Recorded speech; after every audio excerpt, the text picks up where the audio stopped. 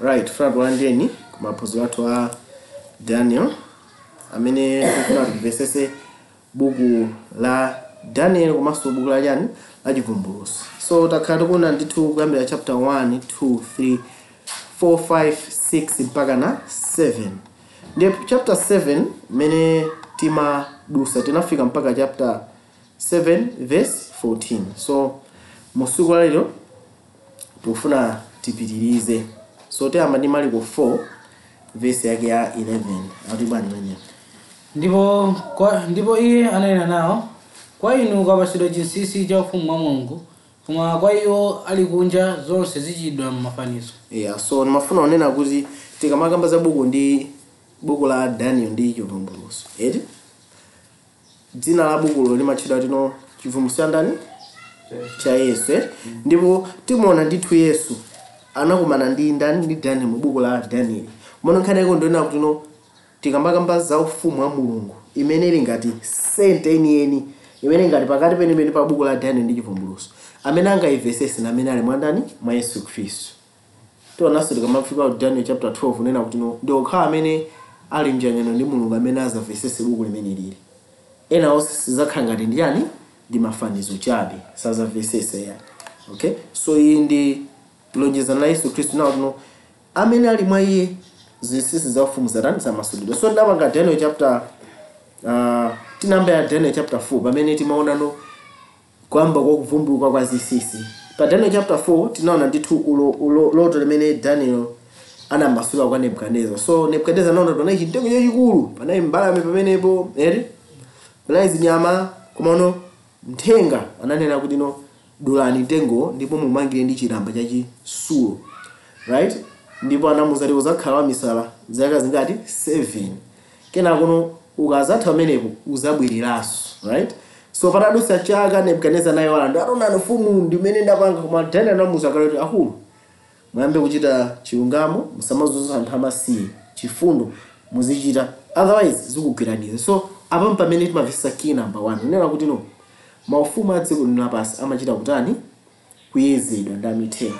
Apa pamene tinavesa nkhani ya watchers kamene amithenga amene akuyang'anira mkangano wakulu kuona kunena kuti mayeza mbali zonse ziwiri kunena kuti maufumu amene Satana akusogoza paja Satana kumambana nado ufumu wake uzakhala pamwamba kuposa nani pa Mulungu utapanga anthu angwiro popanda po Mulungu. So watchers akuyang'ana kuti no ufumu umene Satana amanena ndiutiwo. So anayamba ndi kumuyeza Nebukadneza kena atamuyeza nanda akulu yapengeka ilisala. Right?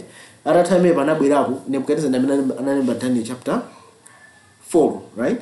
So atalemba amene baba pamene timavesa mfundo imene na kuti no pali ndithu watchers amene amayeza ndipo yo akagamula chimakhala kuti ndigamuso ndani cha Mulungu. Pambale pa chimene pamene timabwera Daniel chapter 5 nkhani ya Belshazzar amene ngati chidzukulu chake ndani cha mfumu Nebukadneza. Pamene wabwera nzanja imene alemba kuti cha mene teke ufarisi net pamene zikumasiyana no ufumu wako atani wawerengedwa ndipo apezeka utani operewera muchizungu kuti numbered and found wanting. Machitena atawerenga zili ngati no munthu akwase 2 out of 10 walephera amenewe. Number imaonesa value kapena kuti kamvekesedwe ka chinthu chomene chikulemerera. So atawuyeza ufumu wa Nebukadneza anaona kuti no zimene Satana amanena ufumu wa Nebukadneza ndikamba za Babuloni zimene Satana anapanga ufumu wa anthu angwiro Babuloni sunatani sunafikirepo. Ndatawuyeza nato atani waperewera anapanga sign number wakanika kena pamene analo ufumu pite kwa abidi ndi ndani ndapereza zimene zikutuza ifuna no maufumu amene alipo anayi sakungochoka mwachisawa yayi amayezera ndi amithenga akayezedwa maskelo pa mulingo wa chiyero nati kupanga chiyero kapenayi zikakanika umalola ufumu ina utani ubwere. So naona ndumiko ziwiri zimenezi. So tinamva kuona ufumu woyamba wa Babuloni unatani unakanika kena kuno unabwera ufumu andani wa abidi ndi aperezi ndi Daniel chapter 7 zombo za pa Daniel chapter 7 atadusa kwa ufumu Daniel abidi ndi aperezi pamene umabwera ufumu andani wa Heleni. So zitinaona kuti zikuyimira chani ma video zake alipo. Right? Atathamene naona ufumu omaliza umene ukutchedwa kuti chirombo chimene Daniel anakanika kutani kuchifotokoza kuti no chinali ndi 2 ndi nyanga zingati 10 nyanga yaing'ono inayo pambuyo pake inayi ndi zala zachisulo ndipo inaphwanya zonse, right? Pamene pamabwano kanyanga kaching'ati kaching'ono kanagwesa nyanga zitatu mwa 10 zija ndipo anayankhula zambiri. So sizitena zoona kale. So awo mafumu anayi amene akulamulira pa dziko, koma pali ufumu wina umene anthu samakhazikikapo. Tazambiri kamanga Daniel chivumbulutso anthu amakhazikapo mafumuwo. Ndeti 2 hours kamba zimene zizi thera pati pompo anthu kumapita. Koma iyi ndi introduction chabe, sinkhani yeniyeni. Yeti? So tinaona kale mafumu izi ndi tsuzi chabe zimene zikutithandiza kumvesesa mafumu amenewa, right? So mafumu anayi 4, right? Anthu ambiri timakhazikika amene papa basi. Kamba kuona mapiko amira chani, kodi nkangoraima uchosera mtima, unapasera mtima munthu memira chani, shimbangu ndi chimwe mbali imodzi, kena kuno pabwana nyalugwa, mitu, folo, mapiko, chirombo, zikimira chani. Komano nkhani yeniyeni si izi ni mbali ya nkhani, komano ndi introduction. Nkhani yeniyeni ndio nayo mafumu akutani akuyezedwa. Pamene mafumu akuyezedwa, chimene chikusatira nchonena kuti ufumu ina ukulolera ulamulire, ukalamulira kena wakutani akuyeza, ukaperewera akuuchosa, ubwera wina choncho mpaka umapeta chani anthawi. Process iyi ichitika choncho. Ndiye tinaona no kuti zimene zinzoona chifukwa Bible kunena pa Daniel chapter 7 verse 9 mpaka 10 kuti chani. Ndinapenyera mpaka anayikapo mipando yachifumu nikhalapo nkhalamba yakale lomwe, zovala zake zinayi zambu ngati chipale chofewa, ndi tsitsi la pamutu pake ngati ubweya oyera. Mpando wachifumu unali malawi ya moto ndi njinga zake moto woyaka. Okay, manikaye pompo. So apapa pamene tikupesa ona kuno pamachita kukhala nthawi imene mipando ikutani ikuyikidwapo. Pamachita kukhala nthawi imene kumwambako kumakhala ndi session. Yeti? Kuti no apa pano mwina titani tiyeze. Yeti? Alright. Right, so kumwamba kumatha kukhala ndi session, right? Ndikupanga zonena kuti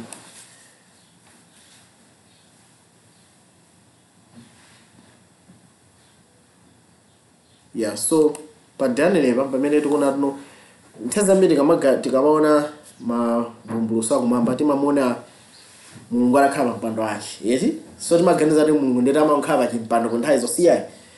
Izo nchifukwa tino ndi maulosi, yeti? Right? So tonana kuti no inafika nthawi kuti no panafunika mipando ikidwe, ambuye atikhale pati pamenepo. Ndipo tinaona kunena kuti no izizi tikuzipezanso mu Daniel chapter 4 ndi 5. Mipando ina ikidwapo panakhalapo andani akulu. Yeti? 24, right? Tinaona zonsezi ma video yake alipo. So tonana kuti no verse 10 ali yani. Mtsinje wa moto unayenda otuluka pamaso pake, zikwi anamtumikira. Ndi unyinji osawerengeka unayima pamaso pake, woweruza mlandu anakhalapo, ndi mabuku anatsegulidwa. So izi tinazoona mu Daniel lesson number 22. Kunena kuti no zikwi zikubwera pamaso pa khalamba yakale ndi ndani? Ndi angelo amene nawonso akufunisisa ayang'anenso muchani mu zinthuzi. So chiweruzo chichitika kumapeta chani anthawi, kunena kuti no Babulo yadusa inaweruzidwa, amene ndapereza anakhalapo anaweruzidwa choncho. Kena kuona apa pamene ubwa apa ndi nthawi yoti tukanyanga kang'ono kali pa chirombo, right? So chirombo chomaliza chikutanji kuweruzidwa apa kuti no kodi chakwanisa zimene Lucifer manena.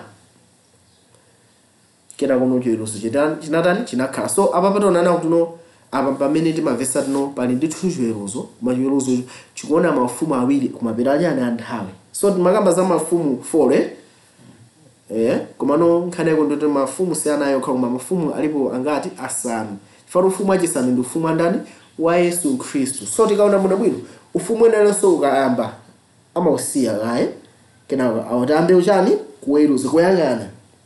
So Aroma analamulira kwa nthawi itali, right? So pa nthawi imene chiweruzo chikuyamba cha Aroma, right? Tionana kuti no pa nthawi imeneyi ndi nthawi imeneso ufumu wa Yesu Khristu kutani ukuyamba so kuweruza. So chiweruzo tinanena kuti no kanyanga kaja kana kapeza tuno mphamvu yake yatha muzaka za 1798. So after 1798 chiweruzo chimafika chitani chiyambe kuyang'ana za chirombo chimene kuti ndi Roma kunatuluka nyanga yaing'ono icha ndi kunaisu nyanga khumi. Komatu pano Roma ichi inayo mpaka lero ndi imene tikutcha kuti yani Europe. Komanso ufumu wa Yesu Kristu umene ukuyamba nthawi ya Pentecost mpaka na lero unamba mafumu awiri onsewa akuyenda ndithu akuyamba kuweruzidwa kuti no mafumu amene apange chiyero ndi ufumu wake uziyo, right? Kuti no mapameto wake ufumu umene wapanga chiyero ndiyati ukhala ufumu umene uzayime nthawi za. So Lucifer ndithu nkhani yake ndimene iyi pantanda pajana zati kanthaka yake nkotani nkochepa chifukwa choti chani chifukwa no akuzowa amene ndondomeko ya maufumu kuweruzidwa kumayendera mene Babuloni nago amene nachokera anaziwa, right?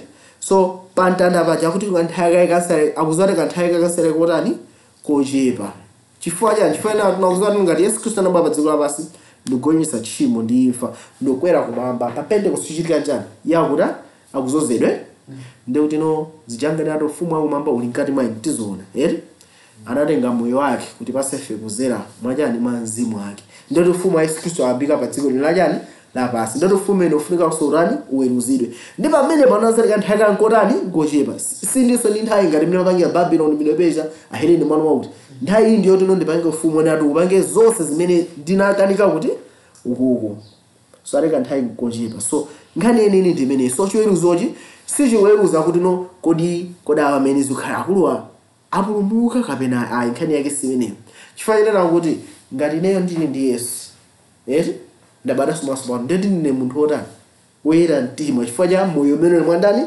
mwaeneyo ngati cha bwalo la mulandu lili lolondola silingatenge munthu amene ali woyera ndikandati amene ndi wochimwa ngati wewe waphwanya malamulo bwalo la milandu ngalili lona singatata uyuyu basi sana uyu ndi olondo ayi, right? So ngati wewe uli munthu uli mwa Yesu Kristu ndeti ndiye munthu wotani wopulumutsidwa.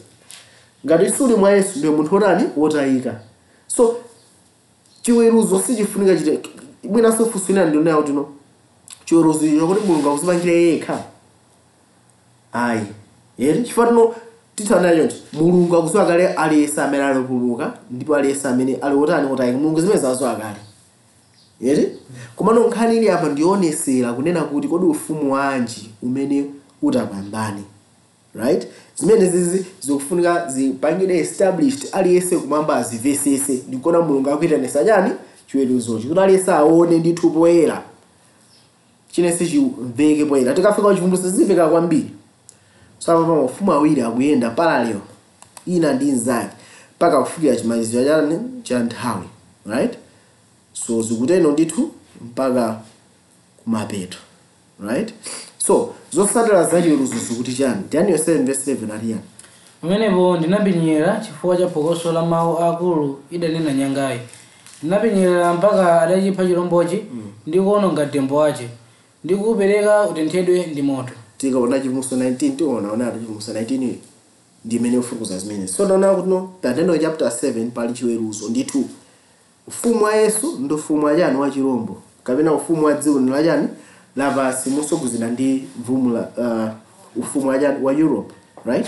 So chotsatira ya chiweruzo choteno chirombo chikuperekedwa kuchani kumoto mwanjirena chalephera koma chotsatira ya chiwiri cha chiweruzo nchokuti chani Daniel 7:10 nati chani ndinaona m'masomphenya a usiku taonani anadza ndi mitambo yakumwamba wina ngati mwana wa munthu nafika kwa nkhalamba yake lomwe ndipo anamnyandikizitsa pamaso pake. So tikuona ndo wina munga ngati mwana wodza ngati mwana wa munthu nani amene Yesu Kristu atabwera pa dziko lapansi amakonda kuzitcha yekha kuti ndiye mwana wa ndani mwana wa munthu. So anamuza pafupi ndi nkhalamba yakale tikaona ati anadza ndi mitambo yakumwamba tinaona last time kuti imamira chani angele kuti nalibe right. So zikuchitika choncho kenako akuti iye akulandira chani ufumu mwanjirena ufumu uja mene unachokera kwa Babuloni pita kwa Midinda Perezi kuchoka kwa Midinda Perezi pita kwa Heleni upita kwa Rome ufumu wa dziko lino lapansi ukuchoka kupita kwa ndani? Kwa Yesu Khristu. Zikachitika zimenezi chigamulo chotsiriza chikazachitika chimene chichi ndoti Yesu athabwanso kachingati kachiwiri. Fa dziko lino ndi lake, ufumu ndi wake, natachita nalo mene akutani akufunira. Ndikukhulupirira tili mozani pope bezi kuendere. Right, so tona nawo kuti no yeah kutengera ndi graphic iyo tabuza nezi ndonya ndi graphic yeah pero kha kuti munthu amakha pota nthaina amachita ngane koma ndicho kuonjisiratu like mene zimakhalira kumwamba kuti Yesu Khristu apita kwa Atate ndefunso kumazifunsa amene ona kuti wachitatu mene pandali pati amene pa yeah the reality kunena kuti no tikamakamba za mzimu tukamba za moyo wa ndani wa Mulungu yeah umene ukupasira kwa ife kuzera mwa ndani mwa Yesu Khristu. So and izi ndizolumikiza kwambiri ndi ufumu wa ndani wa Mulungu umene umayendera, right? So izi zimene zikukhalira. So tona nawo tuno tikamazamba za lemba la chilombwe, tikamakamba lemba la chilombo tukamba zonena kuti no chilombo cho chikuyendera ma principles andani a Lucifer. Onena ndi kwakakamiza anthu, kwayikira anthu malamulo, kukakamiza aliyense apange chinthu chimodzi. Popanda Mulungu anthu atakhala achani achiyero. Lemba la chilombo ndi chimenecho. Kuno kwakakamiza anthu apange chinthu chimodzi, ndalama imodzi, akakamizika apanikiza anthu mu line. Kuti anthu amene akhala ndi chiyero nkhani yayikulu yapa chilemba la chilombo ndi imeneyo. So Mulungu akumusiya Lucifer akhale ndi ndalama zonse, nzeru zonse, kutchuka zonse. Koma mbali yake yofumu iye Mulungu akungapasa anthu ake uchani mzimu wake kwasindikiza kuti mafumu awiriwa ayende. Fumu mene ndi mzimu wake, ufumu mene ulibe mzimu wake koma ndi zonse koma popanda apo Mulungu. So mafumu awiri akuyenda mpaka mapeta nthawi, mapeta ake zopeza ana kuti no chilombocho chukatenthedwa chiweruzo chikuonesa choncho. Komano muchiweruzo Yesu akulandira chani ufumu chifukwa tikuzera mwa anthu ake iye watani waonesa kuti ufumu wake ukhala mmene umagwira ntchito. Taonene pa Daniel chapter 7 verse 14 ati chani. Ndipo anapatsa ulamuliro ndi ulemerero ndi ufumu ndi anthu onse ndi mitundu yonse ya anthu ndi manenedwe onse amtumikire. Ulamuliro wake ndi ulamuliro wosatha osapitirira ndi ufumu wake sudzawonongeka. Mwaona amene pe ufumu wa Babuloni unawonongeka unawonongeka. Ufumu wa Midende aperezi, ufumu wa Heleni, ufumu wa Roma uzaraniso uzawonongeka. Koma ufumu umenewo usuzawonongeka. So nkhani yeni kapena nkhani ya pamtima mu Daniel chapter 7 kapena nkhani ya ulosi ni nkhani ya ufumu. So ine wambiri panopa naliso mu vuto limene ona kuti no limakhala mwina 2 hours representation, 2 hours or 3 hours masana onse kuonesa kuti no ku Europe wabwera ndani Elon Musk kuonesa kuti no zikutani nkhani simeneyo. Inde takumvesa zimene zomwe nkhani ene ndiona kuti no kodi muli ndi mzimu wa Mulungu, kodi tikumvesesa ona kuti no ndi ufumu wa Mulungu umene tikufuna tikulalikire chifukwa imene mtima wa ulosi. Mnthaza mbiri makhala kuzilombozo kakabira uzilombozo utene peza ndo munthu akapacha kwamene ndi dzimantha opanda sochi chiyembekezo. Koma Yesu aonatu pali daliso waukulu kwa anthu amene akuwerenga mabuku achani aulosi. Mnthaza nemo kono daliso ndoti chani kuti tingoza zimene zili nkudza ayi mane khaneko ndona kuti no kumvesesa chinkhondo chimene chili pakati pathu khaneko ndimeneyo. So Daniel wauna chani masomphenya ati ndi akuti chani Daniel 7 verse 15. Koma ine Danieli mzimu wanga unalaswa mkati mwa thupi langa ndi masomphenya a mtima mwanga anandivuta. So iye anavutika kwambiri ndi akuti chani. Ndinayandikira kwa wina wa iwo akuyimako ndi kufunsa za choonadi za ichi chonse. Ndipo ananena nane nandidziwitsa kumasulira kwake kwa zinthuzi. Mwaona amene. So apa pano tifuna timvesese kumasulira kwake, right? Last time tinangothera pomwe apapa sitinapitirire apapa so apa tifuna tiloye nkati kuti no kumasulira kwake nkukuti chani. Daniel 7:17 ati chani. Zilombo zazikulu izi zinayi ndizo mafumu anayi amene adzauka pa dziko lapansi. So nkhani iyi ndi imene ndikukhulupirira kuti aliyense amakakamirapo kuti mafumu angati anayi kukakamira amenepo tinaonaponso kufikira apo. Komano akuthandizana mafumu anayi akauka ufumu wachinayi umene Europe Rome uzakhazikisano chimene tikuchitchano lemba la chani la chilombo yeti kumbali ya Europe kena kuti tozaona paliso dziko lina limene tikameza kufika chivumbulutso chapter 3 tizalona lizakhazikitsa mbali chilombo makamaka kukhazikitsa mbali ya kuno ku Africa ndi zina zotero. So mafumu anayi akazauka chizeke chani verse 18 atiyani. Koma opatulika omwambamwamba adzandi afumuwo ndi kukhala nawo ufumu kosatha kunthawi zonka muyaya. Mopana amenepo kumasula kwake ndi kumene unaona kuti no mafumu anayi akazauka pa dziko lapansi akazangotauka chichitika chani koma opatulika omwambamwamba adzandi ajani ufumu. Yesu Kristu ndiye mfumu wathu. Eti akulamulira mitima yandani yathu kuzera mwajani mwa mzimu wake. Ndikhulupirira timozenepe kuzera mu chinthu chimene chichitikachi ifeyo tikuzayambirano chani ufumu. Pakali panopa Yesu akulamulira mitima mwathu mwangati ufumu yachani yachisomo. Timayandikira kumpanda kwa chani wachisomo. Koma ikutsa nthawi nena kuti dziko lapansi lino eti Yesu akamazalandira unawo tino ufumu uchokane kwa chilungwira kwa Yesu Kristu. Right? Ifeso tizakhala nawo mugawo limodzi lolandira chani dziko latsopano. Ndikhulupirira tili limodzi. Ufumu imakhala ndi anthu ake akati mfumu yagonjesi ndeti chigonjesi imeneyo chimakhala solandira ndani kwa anthu ake zimene akuthandiza papa. So nkhani yeniyeni ndiyonena kuti no Yesu akamadzalandira. So nkhani yake ndiyonena kuti no kodi zionekiratu bwanji kuti no Yesu alandira ufumu chifana no inu ndine ndi moyo wake yeti chiweruzochi chifuna chonese ufumu andani wa Yesu Kristu. Mwana ufumu sungaonekere pakapatala kawayi pakhale ndani pakhale anthu inu ndi ineyo yeti. So ndifeyo moyo wathu ukhala kuonesedwa mu chiweruzocho. Akhristu onse kwambira Pentekoste mabwera kumapita nthawi chiweruzo chikhala chikuona kutona na munthu ndi Kristu moyo wake wasintha modani kodi ndiyonera kukhala wamuyaya yeti. So nkhani kuti ndimene ikuchitika mpaka kumapita achani anthawi ikuchitika ndimeneyo. So zikuchitika zitatu lemba la chilombo likazayikidwa yeti inu ndi ine tizabwera mu ola la chani la kuyesedwa. Mwachitenda chiweruzo imene chizabwera kwa anthu amoyo zakhala ngati pali moto yeti ndefe tayikira muchani motomo kuti tionera kuti no tiyaka ngati mapesi ndikupyeratu kemene tikhala ngati itsulo kupeza no tika purified. Ndikhulupirira timozenepe ukatenga thabo kuyika moto mapye ukatenga golide kuyika moto amayengeka zonse zonyasa zimayakapo amakusakuledwa apiwa.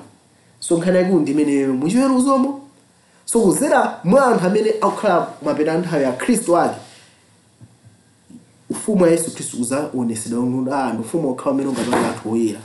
Chimenechi chimene chimangise Yesu Kristu alandire chani ufumu ono pamene anthu achilombo azakanika kupanga anthu otani angwiro pamene pazaonekeretu pamene tikunena kuti no ufumu wa dziko lino lapansi samba ukhala ufumu andani wa Ambuye wathu ndi Kristu wake. Right? Pamene sauna kuti inu ndi ineyo tizalandiranso chani ufumu. Right? So izi ndi zosangalatsa kwambiri. Ndikhulupirira tino ndiheza mbiri kamanga pa Daniel ndi chivumbulutso silimafika ukuku ya. Ukuku sinzati ndi madumpha ako bwanji. Olo nthamene ndi madumpha ako bwanji. Mankhani yakulu nditi ndimeneyo. Ndikhulupirira tili limodzi. Right? Look at 12 verse 30 paka therefore ufumu ndi otani pakali pano towerenga natiya. Pakuti izi zonse mitundu ya anthu apa dziko lapansi amazifunafuna. Koma Atate wanu amadziwa kuti musowazo zimenezi. So kuti mungamukhala pa dziko lapansi pano osankhala kuti no ndi zabwino kuphunzire kupita ku skulu pa degree jane zabwino peza ntchito zabwino kupezera zochite mwana nthawi zonse osati zikhale pa mtima wathu onena kuti no okukhala kuba kakandangale tipange zimene zoti zipeze zimenezozo. Akuthandazana no munthu ukachifunitsitsa chinthu nthawi zina amamba peza no kupanga zinthu zakhala bwino eti tizizionesa kuti zinthu zisamalira inde koma tisangokhala kuti anthu tikufuna zinthu zeyani chifanena kuti mulungu athauza kuti masowa ziti zimenezi. Ndikhulupirira timozenepe ya so tabiza invested ana kuti ya komatu tafunafunani ufumu wake ndipo izi adzakuonjezerani. So akuti tafunafunani kaichani ufumu wake kena mulungu azaonjezerani chani zonsezi. Ndimona nkulinake napanga hashtag pa even Facebook panga ona kuti no kwina kanali basketball player anapanga contract ali zakati toane anapanga contract ya mamillion amafuna zina ndira cost to ma 8 million 9 million So iyeyo asanasaine contract anapeza kuti abadwe asomasopano ndalabala asomasopano akuona kuti no mulungu amwitanira kuti akakhale kuutumiki wake akhale ngati m'busa na mkhristu chabe namba kuzilingalira kuti izi zikhala motani, right? Ndezitateno atapanga ndisinendera basi ndasiya kusera yani mpira ndikufuna ndilowe muutumiki kuti ndikapulumutse anthu chifukwa moyo suwokha koma moyo ndimene ulujani uli nkudza. So ntaka zimene zwina akanabaa pasipo akulu angolozedwa ndene nayankhata akulu mwene mwanjira angolozedwa pamene ndisumakhulupirira za ufiti munthu yo amanena za ufiti kulibe anthu samalozana chani ndene unamwayankhati iwe unena machalozedwa simakhulupirira za chani za ufiti. I was trying to prove kuti no munthu idi ndi Kristu amene watani wantuma ndikhulupirira tinozinepe. So pala anthu amene akuthangatanga ndi ufumu akandani wa mulungu ngati kulina kwa NFL anali the height of his career. NFL ndi National Football League amathamanga ndi mpira ichi amapazi khanga zima helmet awusa rugby ndi ku UK inde ndi rugby ngati ya ku America amapazi ma helmet ichi. Now some another American football amalanda azindawo zambiri. It's the biggest league, right? So naye so atafika pa height of his career atapange renew anakana ati basi friend yambe Kristu kumasa ababa ndifuna ati no ndichoka ananyamuka anapita kuma midzina yake namazala zimbarade simene kusi mbarata akakolola azithandiza anthu amene ali osowa. Ine ndati ndiyakuti manager akanamuzera mwene apo ndi mwapenga misala ati mukutana amwene akuti hayi ara mwene ndi mulakwisa muziti iwe amene ukutani ukulakwisa, right? So ndithu pala anthu amene akufuna funadi ufumu akandani wa mulungu chifatino amwene munthu umazizindika tino pali zinthu zina zoposa moyo kuti moyo uno ndiye pala anthu ena amene mulungu ayitanira onera kuti apeze ma plan onera tino atha kuzisonkhezera okhanyani chuma njo ndikachikisaso ntchito so ufumu andani wa mulungu. So mulungu ali ndi mene amapangira zinthu zake ndikhulupirira tinozinepe. So akunena kuti no ndiye verse 32 akuti chani verse 32 musaopa kagulu kankhosa inu chifukwa Atate wanu akonda kupasani ufumu. Mapona amenepe tikaona verse ndiye ku Daniel zichita kufanana Atate athu akufunisa ati pasefe chani ufumu. So siyese khaula ndi ufumu maso ndani ifeyo ndikhulupirira pakuveka amenepe verse 34 yani pakuti kumene kuli chuma chanu kumweko kudzakhala mtima wanu. Fanizo lakapolo chichi. So akuti kumwe kuli chuma chanu komwe so mtima wanu kuti kupanga chisankho kuti ine ndisala mulungu ndi chisankho chopambana. Munthu akapanga chisankho chimene yocho zimakhala zinthu zopepusa moyo wake. Wasi munthu apanga chisankho izili ngati no ndimaonda kumuuza nkulina amwe ngati munthu ufuna umukonde sungwane anthu oti akwatira kumene ngati ufuna umukonde kwambiri olopa ine ngoti anthu azozawanga pa chibwezi mwana akakwatira amakhanga lasiya mwana ngati ufuna umukonde munthu kwambiri spend either nthawi chuma chikonde ukambapanga ndinopanga spend inaye kozati no mtima komakhala so kuti komweko.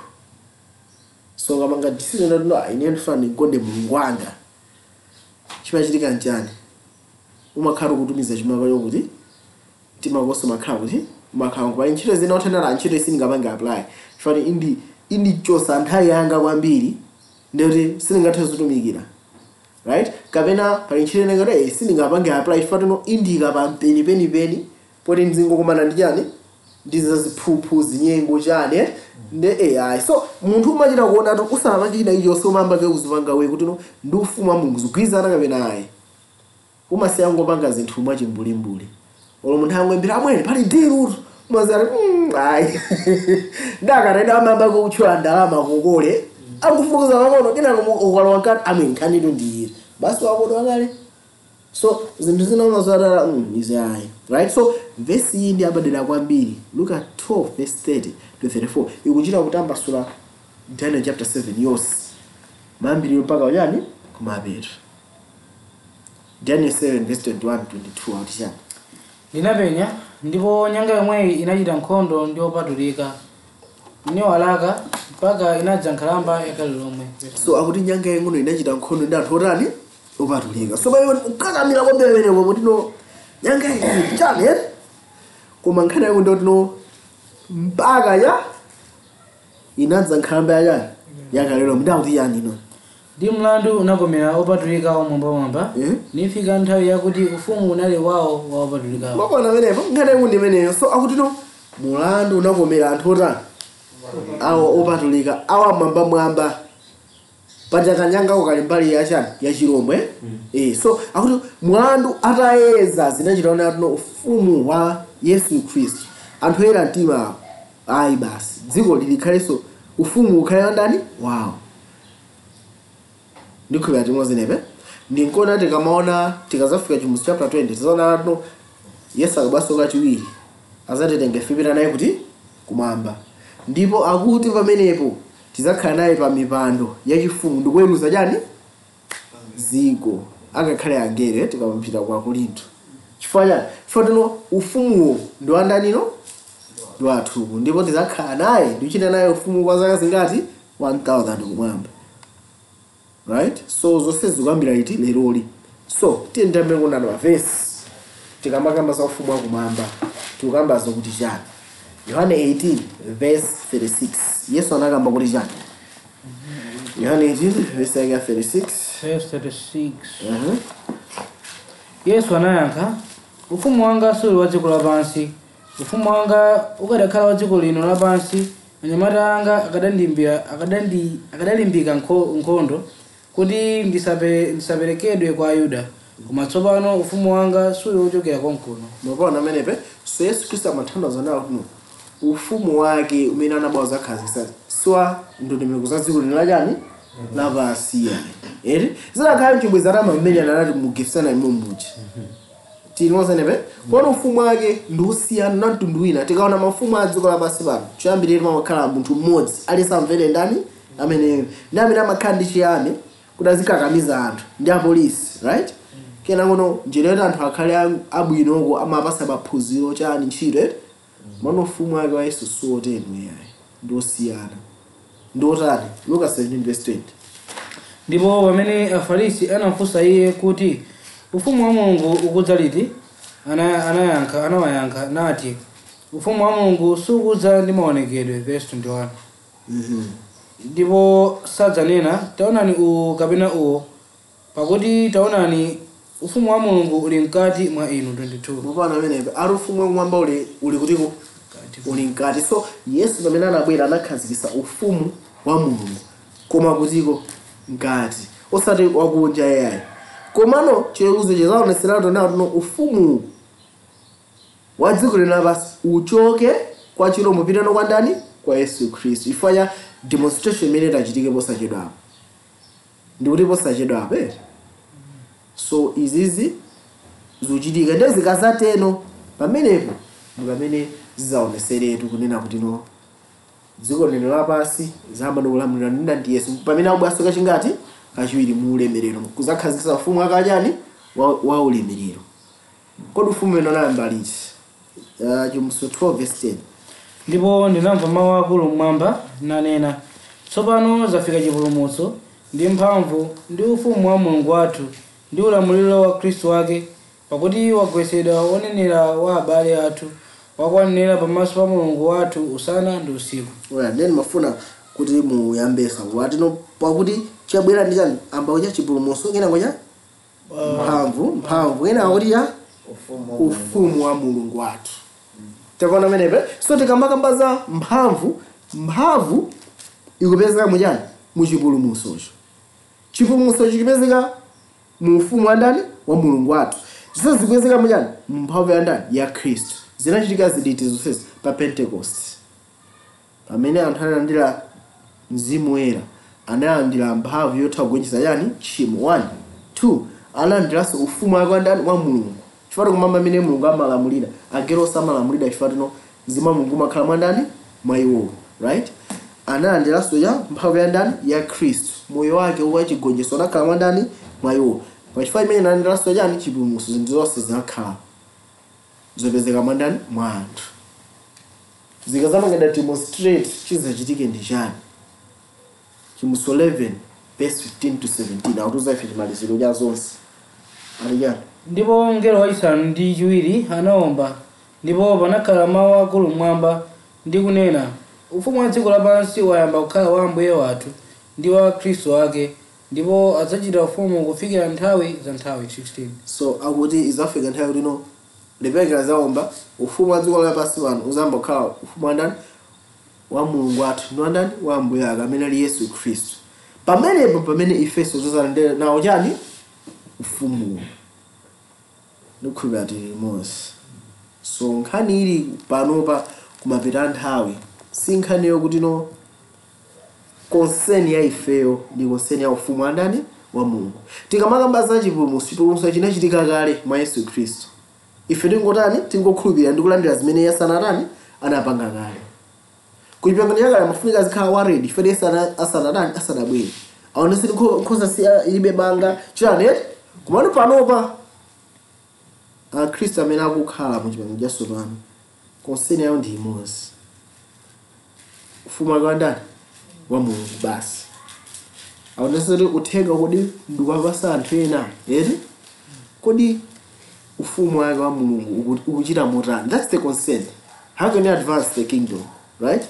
Kodi no mavideo awa amene tikuonera ndigagawe malinki kapena ndinde mabuku pompane zimene tikukambirana nazi ndile mabuku akhapo ma 6 parts mfuna ndagaga kena kuti kamaliza ndizabanga ngati buku chimodzi ya chivumbulutso. So zonse zifuna no ndamene imene akonsena amene ndikuthekera thagawa buku pa WhatsApp ena thama printer chani. Why? For no concern yanga si chivumbulutso yanga iswe. Once ndili mwa Khristu zonse zarani zatheka kale. Ine ningokhala mwa ndani mwa mpesa yeli fane nthambi bayo kasinga singabelezi basi. Koma ine concern yanga ndikhale mwa ndani? Mwa Yesu. Ndikakhala mwa iye ndoti zipasi zirani zisatire automatically.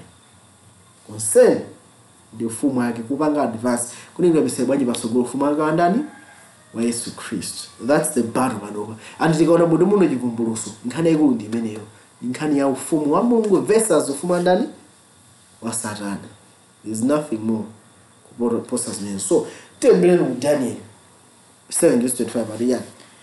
Nidzanena mawu akususana ndi wa mwamba, nidzalemesa wopatulika wa mwamba, nidzayesa kusintha nthawi izo ndi chilamulo, ndipo adzaperekedwa mdzanja lake mpaka nthawi imodzi, ndi nthawi zina ndi nthawi za nusu. So tikaona muno bwino verse 25 akamba za nthawi imene kanyanga kanalamulira 5:13 mpaka 17:98 naona kali mu phunziro la tatu. So amaso nthawi zambiri mudo kakamera kwambiri kukhazi kamene babe 2 hours presentation. Kodi abazukaba kuonesa anthu osamaphedwa ajade ngono nkhani yakusimene nkhani yakulipa verse 26 ina ndi introduction main theme by 26 ariya. Koma uluza mlandu adzakhalako ndipo adzachotsa ulamuliro wace kuuta ndi kuwononga kufikira chimaliziro. So uluza azatani azakhalapo ndikuwononga ja ulamuliro wako kuuta ndi kuwononga kufikira chani chimaliziro. So tikuona tikamaza fika ku chimaliziro ndiyoti anthu amufumu akulandirano chani ufumu. Tikuona verse 27 nkhani nini ikubwera ame verse 27 atiya ndipo ufumu ndi ulamuliro ndi ukulu wa maufumu pansi pa thambo lonse zidzapasidwa kwa anthu opatulika mwamba. Ufumu wake ndi ufumu wosatha ndi mayiko onse adzatumikira ndi kumvera. Mwaona amenepe. So ufumu wa dziko lapansi uzapita kwa anthu opatulika. Kumasulira kone atuno mwana munthu anadza kwa nkhamba akali mmitambo yakumwamba kumasulira kwake ndikuti ndikumene kuko. Kuti pamene sakulandira ufumu anthu elaso nawo sakulandira yani ufumu wamodzi ndiye chifukwa tuno iye ni mfumu yathu akulamula mitima yathu. Ife tikakhala mwa iye chikuchitika nchani pamene akulandira ufumu wa ulemerero ifenso zakhasire muti tili momo.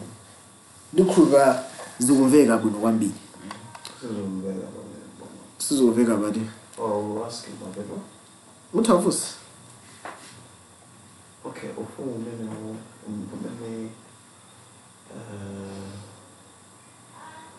akuyandikitsidwa onkhalambala lomwe. Kuchita event pamene zinachitika. Okay, last time mene timafotokoza izozo ufumu umene akulandira apapa ndikumapita nthawi. Chifukwa ndenda zimenezo zochitika zinthu ziwiri pa Daniel chapter 7 nkhamba yakale yakhala tayambira tazongona sitiwerenge kapena tiwerenge muwerenga Tawerenga Daniel chapter 7 verse 9 ndite tawerenga ndikuona. Awerenga iwa. Okay, werenga ndinuka. Okay, werenga Daniel 7 verse 9 and 10. Ndinapenyera mpaka anayikapo mipando yachifumu nikhalapo nkhalamba yakale lomwe zovala zake zinayi zambu ngati chipale chofewa ndi tsitsi la pamutu pake ngati ubweya woyera. Mpando wachifumu unali m'malawi ya moto ndi njinga zake moto woyaka 10. Verse 10 alia. Mtsinje wa moto unayenda otuluka m'maso pake, zikwi anamtumikira ndi unyinji wosawerengeka unayima pamaso pake, woweruza mlandu anakhalapo ndi mabuku anatsekulidwa. So izi ndinapanga kale musanabwere. Mwana kandi kuno chiweruzo charani chayamba. Chiweruzo chachani tikona mamba mukamba za zombo zingati 4. Siyot. Now chiweruzo chikakhala. Kwa chiweruzo ichi chikhabu chifukwa yani tikona muno mwino Daniel anaona tipa Daniel chapter 4 tikona Daniel chapter 4 unaona uno pa ndithu amithenga amene akuchita mweruzo chiweruzo. Babuloni inaweruzidwa kupeza yotani yoperewera kena wandana anayicho simonjira zonse zikuteni. So apa tikafika apa ndi chiweruzo cha ufumu womaliza. Ufumu wa chilombo uja ndikho yati mozenebe koma ufumu wa chilombo suku yamwira okha mbali naso ufumu andani wa Yesu Kristu zikuyenda lingati imoso chiweruzo chifuna changane destiny ya mafumu awiriwa. Ndeti kaona mwini pa verse 11 autozosada zaklenga. Pamenepo ndinapenyera chifukwa cha phokoso la mawu akulu idali na nyangayi. Ndinapenyerera mpaka adachipha chilombochi ndi kuononga mtembo wake ndi kuupereka utenthedwe ndi moto. So 1 izi lumapita nthawi tikapita chapter 19 tiona mu presentation tonano chilombocho anachitentha zimene zachitika kale ngati zimene zichitika after lemba la chilombo ndi zinsogolo ndikhulira timozenebe tilimoza amene this event is still future sizinachitika panopa lemba la chilombo achiti okay ningofuza chilombo achitentha yes or no panopa yeah and that is zinsogolera. Then chimuso chapter 19 mnayoninga kale pamene sakubwera chimuso 19 Yesu akamaza bwera utenga chilombo ndini nilonyinga kuziponya mujani nyanja ya moto. This is future. Siyot. Right. So on the other side china sachi future tabira na verse 14 chisatolera malizi. Ndipo anampatsa ulamuliro ndi ulemerero. Ndaenda verse 13. Ndinaona m'masomphenya usiku. Taonani anadza ndi mitambo ya kumwamba wina ngati mwana wa munthu nafika kwa nkhalamba yake lomwe ndipo anamnyandikizisa pamaso pake. So akuti wina ngati mwana wa munthu anadza ndi mitambo ya kumwamba anamendisa kwa nkhalamba yake. Verse 14 ali ndipo anampatsa ulamuliro ndi ulemerero ndi ufumu kuti anthu onse ndi mitundu yonse ya anthu ndi manenedwe onse amtumikire. Ulamuliro wake ndi ulamuliro wosatha osapitirira ndi ufumu wake sudzawonongeka. Mabwana amenepo. So chasalera yachiwiri ndi chimene chino sopano. Chosalera choyamba chilombo chikuwonongera. Chosalera yachiwiri chodati Yesu alandira ufumu umene sudzawonongeka. Ufumu uchokera kuti kutana Babuloni kena umene Persia Greece kena ku Rome kena kubwera ndi ufumu andani wa Yesu Kristu. Usu ufumu umene sakulamula mitima ya meza dusagali chiluzo chaoneseratu kena kumapeto kwake akulandira ufumu wajani wa ulemerero. Manje ena passing on ibirano kwa ndani kwa Yesu Kristu. So ngati tili mozi nosopane. So pamene sakulandira ufumu eti ifeso kulandira nawo chani ufumu chifati ende ufumu yathu nosopane.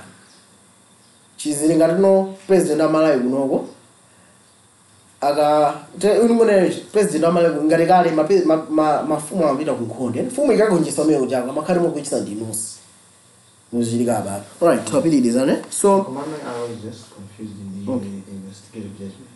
I shouldn't kuvanga the investigative judgment. This is the pre-advent judgment. So yeah. All right, Daniel 7:27. Ndipo ufumu ndi ulamuliro ndi ukulu wa mafumu pansi pa thambo lonse zidzapasidwa kwa anthu aopatulika a mwambamwamba. Ufumu wake ndiwo ufumu wosatha ndi mayiko onse adzamtumikira ndi kumvera. Yeah, so tikamaona zachiweruzo pa Daniel chapter 7 ukamba zachiweruzo cha ufumu.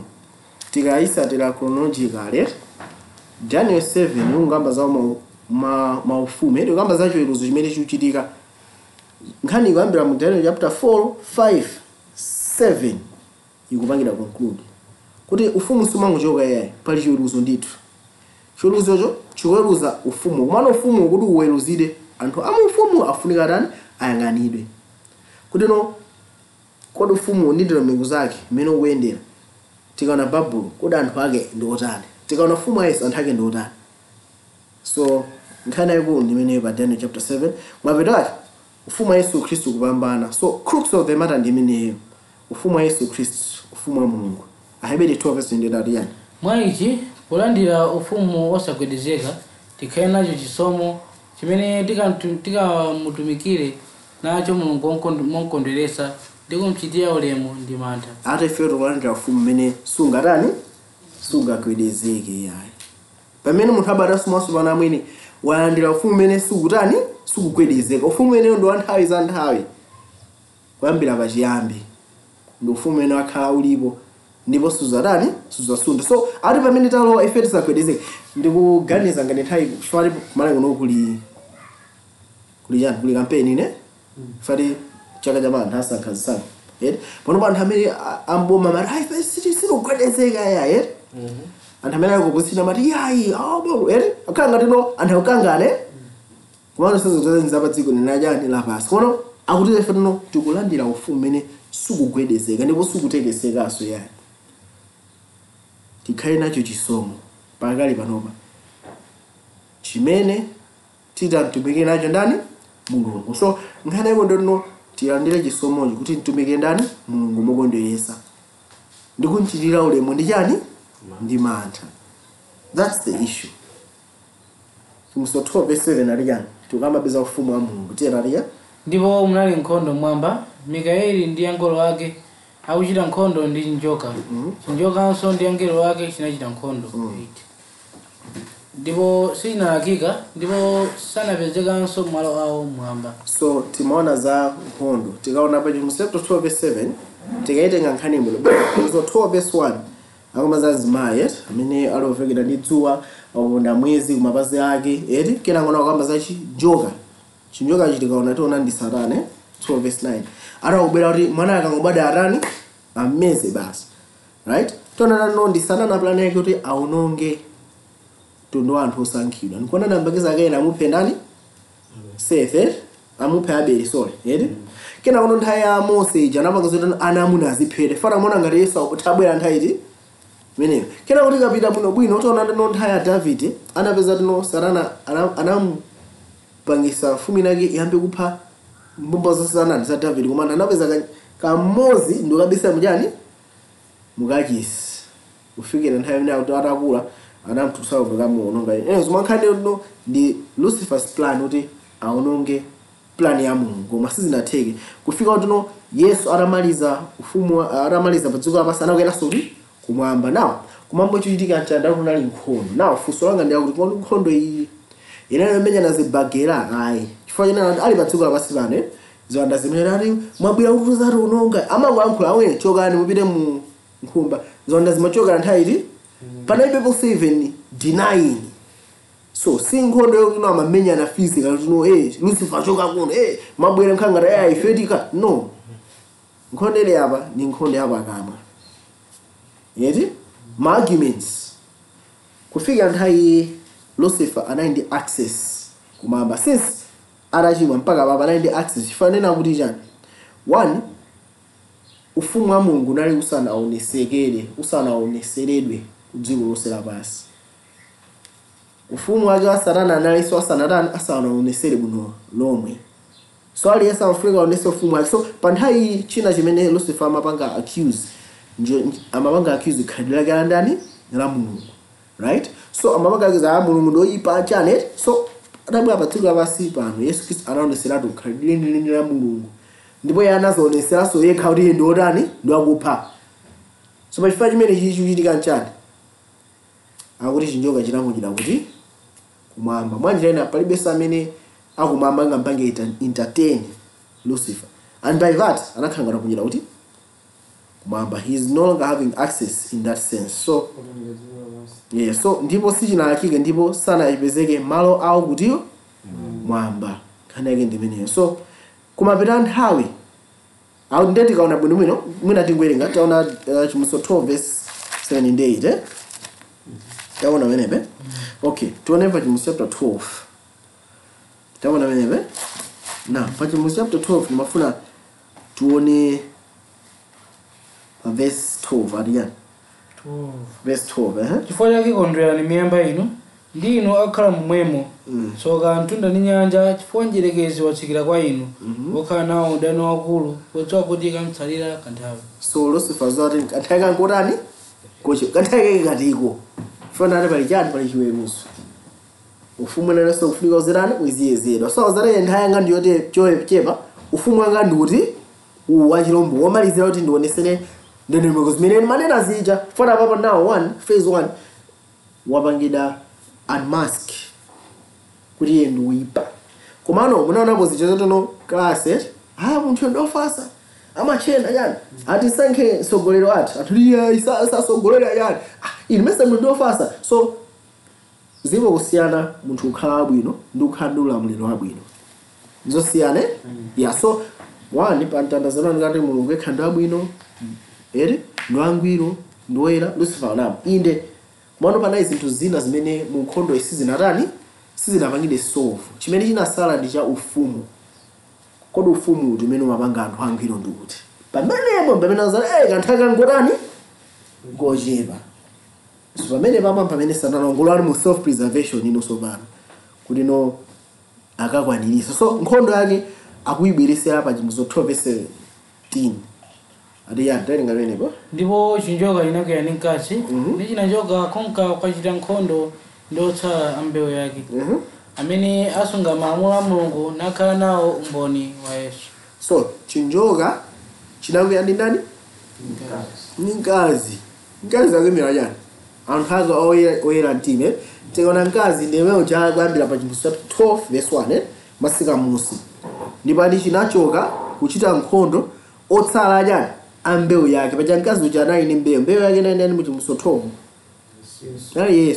yes tizafika umeneko komano tikaona muno bwino otsala ambewu yake ndipo wachitani ndionera kuti no mbewu yake pana china chotsala chimene chili mwa iwo Yesu anakwera kumwamba anazasinza kusiyana na masi ndidza kwa ndani kwa inu mwanjirena anapasa mzimu wake so anthu amene awa ndi amene akusatira ndithu malamulo ake anthu amene awa ndi amene akuwatcha osala nyani ambo yake 103 verse 22-24 thana yani malamulo ake yo chapter 12 tizachoda bwino koma tikaona chapter 12 tikazafika chivumbulutso zonde no ni dendende Genesis chapter 3 mnayi yani manchi kunayi mkazi mnayi chinjoka ndipo mnayi chani mbewe Genesis 15 chivumbulutso 12 muliso chani mkazi muliso cha chinjoka muliso chani mbewe tikuona menepe so zimene zinayambika mu Genesis zikumalizidwa mu chivumbulutso chapter 12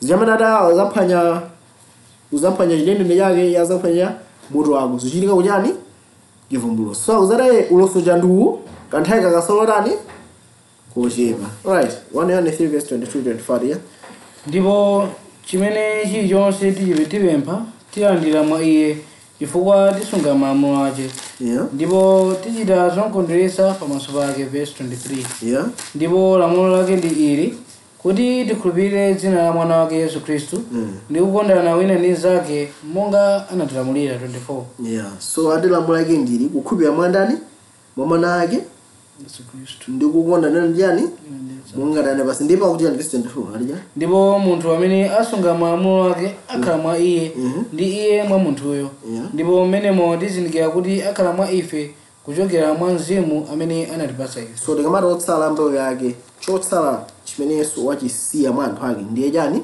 mzimu wake anthu amene asunga malamulo ake so tikaona bwino Lucifer kudana nawo kwambiri anthu achifukwa tino akuonesera ufumu wake wa ndani wa Mulungu umene unali pachiyambi umene wakapita mu Daniel chapter 7 so Lucifer ndithu akudana nawo kwambiri anthu amene achifukwa tino akuonesera ufumu wake wa ndani wa Mulungu umene umayenda chifukwa tino anthu ali ndi chani aine mzimu wake koma mapeto kazoseza kuti chani chivumbulutso 19 verse 11 ndipo ndinaona mutasekuka mwamba ndipo taonani kavalo oyera ndi iye makina epompo so akuti kumambo kunatani kunatsekuka choyambira chimene akuona Yohane ndi kavalo otani kavalo mamira cha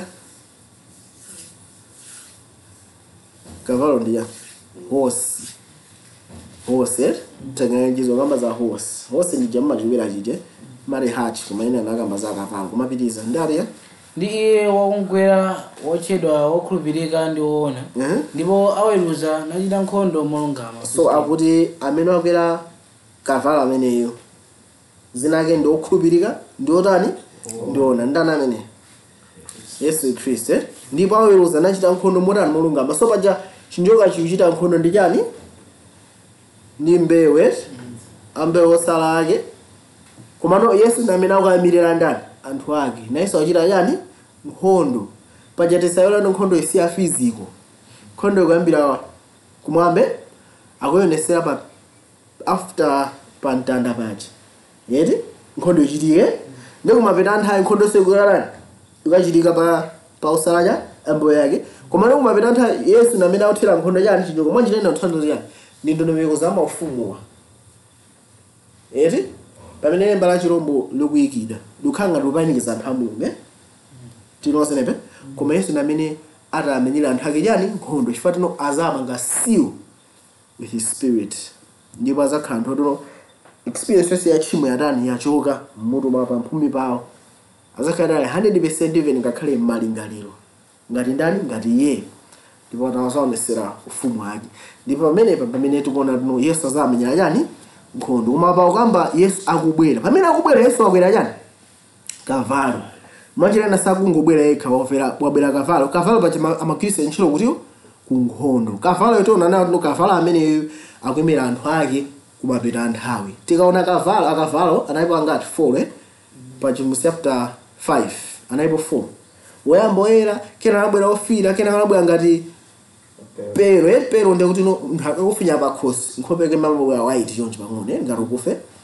wamalizana ngati imfa inakhala ngati mpingo wa Mulungu apanga nose dive ufumu wa Mulungu wagwa komano pameneno kumapita ake akutuza ti ayi kavalo omalizira ndi kavalo otani Oyera so Yesu akugwira ntchito kuzera mwa anthu ake ndibweza verse yake imene imaonesa zimenezi na okay tawerenga verse 15 aliya ndipo mkamwa mwake mutuluka lupanga lakuthwa kuti akanthe nalo mitundu ya anthu ndipo iye adzawalamulira ndi ndodo yachitsulo ndipo aponda iye moponderamo mpesa mwa vinyo waukali wake wa mkwiyo wa Mulungu wamphamvu yonse so iye akubwera mkamwa mwake mujani lupanga ndiye chani mawakanda a Mulungu now the war imene uchitika ndi Lucifer versus ndani ufumu wa Mulungu pamene so akubwera kuzamenya nkhondo akubwera kuzamenya nkhondo koma ndi lupanga chani mkamwa mwake tinosenepe so luzana ndaliso ndi ndodo imene azaphwanyire nayo chani maufumu so lupanga likuyimira chani likuyimira onena mawu ake a Mulungu amayima kwambira nthawi za chani nthawi za nthawi tikaona Yesaya 14 verse 12 to 16 anamuza Lucifer arane zakwera kumamba mipanda wanga nzake pamamba nozere koma yozapita kuti kuphedi ndipo anthu onse azanoti kuti ndi munthu yamene anapangisa ti mafumu anjenjemere tinosenepe so pamene Yesu akubwera apa zonse zimene Mulungu analonjeza kale zikutani zikukwanisidwa nkona natino Yesu ali ndi lupanga kuchani kukamwa kwake kamene atawerenge mavesiyo tawerenge tapita na Hebrew 4 lupanga yimya jana Hebrew 4 verse 4 sangwa yangu Hebrew 4 verse 12 bado jana 4:12 Hebrew 4 verse 12 lupanga kukamwa kwake au jana pakuti mawu a Mulungu ali amoyo ndi ochitachita ndi akuthwa koposa lupanga lakuthwa konsekonse napyoza kufikira kugawira moyo ndi mzimu ndi zifundo ndi mafuta amafupa ndi nazindikiritsa zozindikirira ndi zitsimikizo za mtima tabana meneve akuti mawu a Mulungu akuthwa koposa yani lupanga so lupanga lakugama ukuyimira mawu andani a Mulungu malonjezano onse a Mulungu okhuza nkhondo imene ikutani ukuchitika ndi Yesu amene wanyamula malonjezano onse andani a Mulungu ndamene akubwera kuzathira nkhondo yomaliza kuzera mwa anthu ake kuonesera all God's promises are true. Tendoneni verse ina Yesaya chapter 14 kodi lupanga limene mulishani mulupangalo kuti ikhale lakutha Yesaya 14 verse 12 adiya Wagwadi kuchokera mmwamba iwe nthanda mwana wa mbandakucha wakisida pansi iwe olefula mitundu. Yeah, so akumuza Lucifer ndoto zake zolefula mitundu sizimakweza munthu mamutani musisa, right? Verse 14 Lucifer nati jana Ndidzakwera pamwamba pa mitambo ndidzafanana ndi wamwamba mwamba. 15 nati jana koma udzasitsidwa kunsi kwa manda kumalekezero adzenje. so akuti udzasitsidwa kusoka jani kwa manda chifukwa tikamaliza muso 19 ikubwera ndija 20 Lucifer kumwina mujani dzenje 10 ndipitiza ndati jana verse 16 iwo amene akuona iwe adzayang'anitsitsa iwe nadzalingirira za iwe ndikuti kodi uyu ndi munthu amene anatutumiritsa dziko lapansi amene anagwedeza maufumu 17. tabana mene bara akuti ndo munthu cha munchizo kama nisangasa ade they shall look narrowly upon you narrow kumangana ndingala kuthamza kumangana munthu basi nosubana kudandaza kuti ndi amene anasokonezedi kugwedeza maufumu ndi uyu eti amene akusadzuka pasiti mtumire so anthu a Mulungu size azazichita ndithu when the controversy is over 1000 years umamba pena zada kuli ndi uyu amene amasokoneza when we review controversy yonse and ababa kuti Yesu anyamala lupanga kuti kukamauka size analonjeza ni Mulungu kumano akuzikwanirisa ni nani ndi Yesu ali ndi lupanga kuti kukamwa kwake malonjezano sa Mulungu ndiona tiende bilizeni verse 19 aliyana ndipo naona chilombocho. Okay, so apapa paji musu 19 patukona mafumu awiri Yesu akwera ya hache wakwera mwanjirena iye akumenya nkhondo yomaliza kuzera mwandani mwa anthu ake final horse right 10 ndiyo tono mfumu achiwiri nombalira 10 verse 19 ndipo ndinaona chilombocho ndi mafumu a dziko ndi magulu a nkhondo awo osankhanidwa kuchita nkhondo pa iye wakukwera pa kavalo. Yeah, so mafumu a dziko lapansi akuchita nkhondo ndiye amene akwera pachani pa kavalo mwanjirena nkhondo ikuthira inde pa Yesu paja Sauli anauzida ndani atakumana ndi Yesu Sauli undilonda bwanji ine mafumu a dziko lapansi afuna unonge anthu ake koma chifukwa cha chimene akumenya nkhondo direct ndi nani ndi Yesu fara anthu awa ndi ndani ndi Yesu Kristu, right? So nkhondo ikuchitika choncho pitiza ndauti yani ndi gulu la nkhondo lake 20 ndipo chinagwira chilombocho ndi pamodzi nawo mneneri wonyenga amene adachita zizindikiro pamaso pake zimene anasokeresa nazo iwo amene adalandira lemba la chilombo ndi iwo akulambira fano lache. Iwo awiri anaponyedwa ali moyo nyanja ya moto yakutentha ndi sulfule. so kundu kwanisidwa kwa Daniel chapter 7 tapakumbukirane Daniel chapter 7 verse 11 anana chilombo chanaponya muchani moto apa kukwanisidwa wake apa koma Yesu zimeza kuchita kwera paja pakavalo chifukwa ufumu wake waonesera ndi wotani ndolungame. So tikamaona Daniel tikaona bwinobwino anali chimusofu verse 1 tinaona last time anauza nino takwera kumwamba kuno mwanjira zonse zimene Daniel amaona ali kuti kumwamba so anamuzati idza uone so tikaona muliro anaona ma hatch angapo chimusi chapter 5 tizi zofika kuti zaona anaona ndithu wokwera pakavalo amene anauzidwa kuti pita ukatani ukagonjesa go and conquer umene mamira anthu ake a Mulungu atangoyamba kumene Pentecost kupitira kuti mbali naye paka zaka 100 zoyambirira za Chikristu mene munali ndithu atumwi ndi ophunzira andani atumwiwo ndithu anayendadi tikaona machitidwe Paulo akuti no uthenga utendepita nawo dziko lonse lachani lapasi ndipo anthu anadi anthu ajana amene za dziko lonse lapasi abweranso kuti kuno koma kamba za dziko lonse lapasi ngamba za kumadze paja zolombo zinatuluka kumadze akuyimira the biblical world kumene kumazilika mu nthawi yani ya Bible ndati ku Asia ku North Africa ku East Middle East mene kuko so uthenga unapita konse kumene kumazilika nthawi imeneyo koma kupita kwa nthawi akutuza ifuna no muzaka zimene za 800 mpaka 330 ndizazoona tiona nawo kuti no pamene pabwera ndithu ukwera horse koma no wa vala zangati za mwazi mene mwamira anthu a Mulungu amene nthawi imene anaphedwa so kwambiri, right? So tikapitiza munthu mwina akukamba za iye amene anabwera mu zaka zimenezi hosi ina imaoneka kuti ili pale, ili white, ili blue. Chifukwa chani? Ikhala ngati moyo wa Yesu Khristu kutani ukuchokamo. Ndithu amayeza ate measure of wheat for a penny, yet right? Tsanzo chonadi jamba uchitani kuchigulisa. Tizaona tikapita kuchivumbulutso agulisa chonadi akuchikana chonadi, right? Kuti agwizane ndi chani ndi dziko lapansi. Apa pamene pamayambika creation of the Church of Rome. Pina pamwena hosi yomaliza amene imaoneka kuti wokera amene amachita kuti death imene zikumira mu nthawi za Dark Ages imene zinapaika katchot form zaka za 1517 pamene Reformation imatani mayamba. Martin Luther anakapanga nail ukhoma 95 thesis kamena ma statement 95 ku Wittenberg Church ku Germany kwambisa Reformation kukonzaso.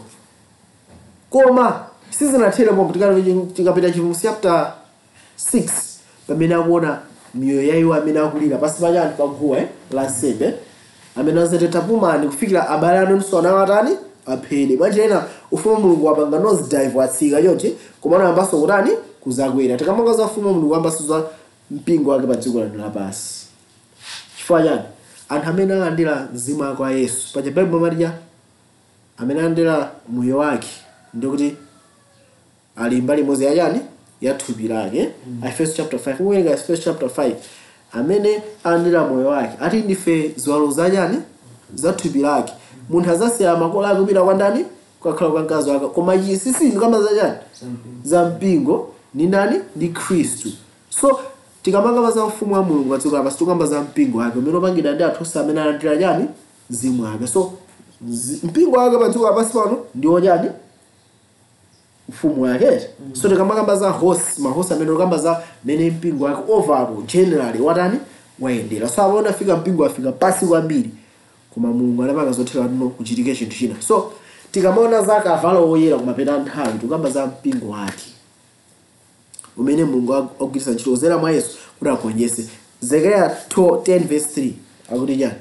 Kwiyo wanga wayakira abusa ndipo ndidzalanga atonde pakuti Yehova wamakamu adzazonda zoyita zake ndizo nyumba ya Yuda nadzazika ngati kavalo wake wa ulemerero ku nkhondo. Unaona amenewe? So akuti mbumba yonse ata ndipo nyumba ya Yuda ndazika ngati kavalo wake wa ulemerero wachani ku nkhondo. Mwachilera tikamanga za mbumba ya Yuda akuitenga ngati kuti kavalo wake. Mwachilera tikamaona kavalo akuyimira anthu ake andani a Mulungu.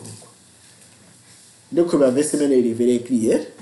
It's the greatest evidence. So tikamaona ma horse forward akuyimira amene mpingo wa Mulungu atani wapangina nose dive. Kumanika chimuso 6 akwamba za horse akamba za anthu amene ali pasi tizaona tikafika ameneyo. Kuma chifuzo 19 yokubwera za wokwera kavalo amene atizovala zake zafikira mujani mwazi dzina yake ndiye wolungama. Ndizafika chimuso 19 zaona koma ndokhandi uno Yesu ndithu akugonyesa kuzera majani mwa anthu ake. Ufumu wake ukuoneseratu unondo okhawa amene wapanga anthu olungama.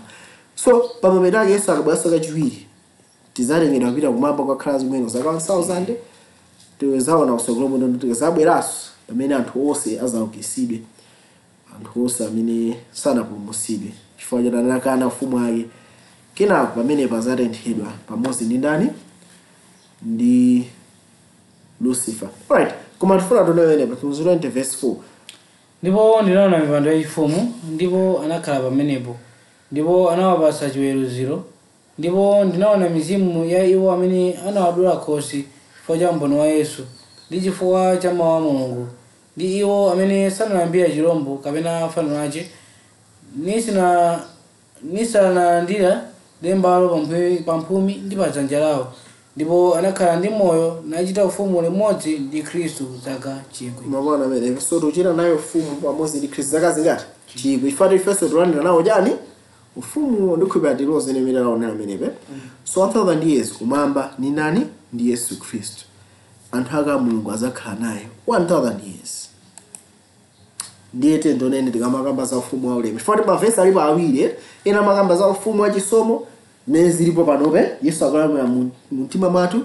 Kena wamakhaso za ufumu ajani wa ulemerero pamene zikuchitika pamapeto achiweruzo pamapeto a nthawi. So tikamene za ufumu wa ulemerero Mateyu 8:11 ndipo ndinena ndi inu kuti ambiri yakummawa ndi yakumadzulo adzafika nadzakhala pamodzi ndi Abrahamu ndi Isaki ndi Yakobo mu ufumu wakumwamba. So ufumu wakumwamba future tizakhala ndithu pamodzi ndi anthu aja tamawerenga Bible aja achinamba Misiri ndi Yakobo ndi anthu onse olungama ndikupera achina Nebukadineza zakhala ndithu nthawi zokoma kwambiri akhristu onse mu ufumu umenewo ndi anthu onse amene adakhala mu chakale. Mateyu 26:29 Yesu akuti ya ndipo ndinena kwa inu sindidzamwanso chipatso ichi cha mpesa kufikira tsiku limene ndidzamwa chatsopano pamodzi ndi inu mu ufumu wa Atate wanga. So izi zamakamba za ufumu ajani wa ulemerero lonjezano la kwa inu ndi nani ndine ati sindidzamwanso cha mpesa kufikira ndidzamwanso chatsopano pamodzi ndi inu mu ufumu ajani wa Atate wanga.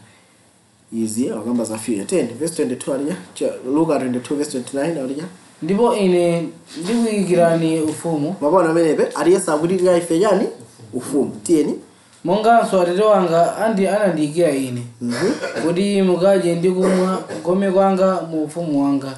30 ndipo mudzakhala pa mipando yachifumu ndi kuweruza mafuko khumi ndi awiri a Israeli. Very straightforward verse kuti no Atate wake wamuyikira chani ufumu ndipo ifenso naye watikira ife chani ufumu. So ndithu nkhani center ya Daniel ndi chivumbulutso ndi ufumu wake wa ndani wa Yesu Khristu. Palibenso china chimene chifunga chipango over cloud fundo imeneyi yeti koma nthawi zambiri makhala over cloud makamera nthawi jaonao no nakuti mundeza chithunzi ya Elon Musk yeti kuti someone anayika kuti Elon Musk mono ndeta amwene uthenga wa Mulungu focus ukhala pa Elon Musk basi kuti akutani inde he's a player in the other side mono center ya uthenga si zimene zokha zimene mapanga makosana akuluakuluwa.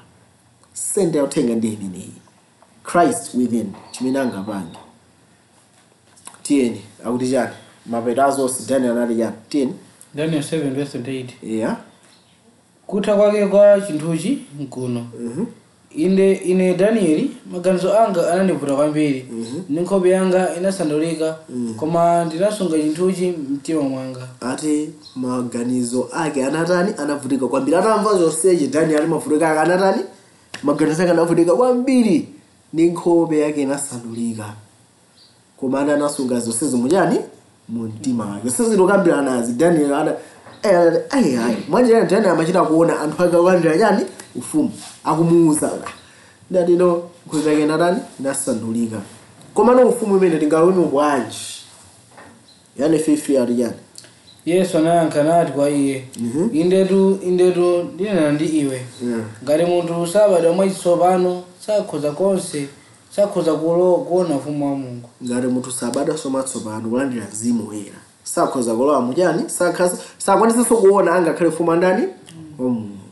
So tikufunika choyambira libatiso mwachani mwatsopano. Luka 21:1 ati chani inde chotero inunso pakuona zinthu izi zili kuchitika zindikirani kuti ufumu wa Mulungu uli pafupi. So tikazambaona zizindikiro zimene Mulungu atipasa m'buku la Daniel ndi chivumbulutso tizaziona kuti ufumu wa ulemerero wasakuno utani kuyandikira. So tikamona mavesi a Bible tizinga kuti uwu ukamba za ufumu wa chisomo umene uli pano ufumu wa chilemero umene uli chani uli nkudze. Alright, so awo ndithu anali mathero a study athu koma pana verse imodzi yokhala imene ndinofuna tione Daniel chivumbulutso 12:7-8 akuti no kunali nkhondo kuti kumwambe ndipo malo awo sanapezeke. So Lucifer kumwamba malo ake sanapezeke chifukwa choti chani chifukwa chenena kuti iye anakana ufumu wake wa ndani wa Mulungu ndipo ananena kuti Mulungu ndi osalungama ndi zambiri mono pa mtanda pacha fundo zake zonse zinagonjetsedwa. Tiona amenepe now kumapeto a nthawi mafuna ndimalize ndi chonchi chivumbulutso 20 chivumbulutso 20:11 ati chani 20:11 yeah ndipo ndinaona mpando wachifumu waukulu woyera ndi iye wakhalapo amene dziko ndi mmwamba zinathawa pamaso pake ndipo sanapezedwa malo awo. Tapaona menepe akuti kumapeta nthawi kuzo 20 verse 11 anthu onse ochimwa akazaukitsidwa ati dziko linathawa pamaso achani pamaso pake ndi pamalo awo sanapezeke.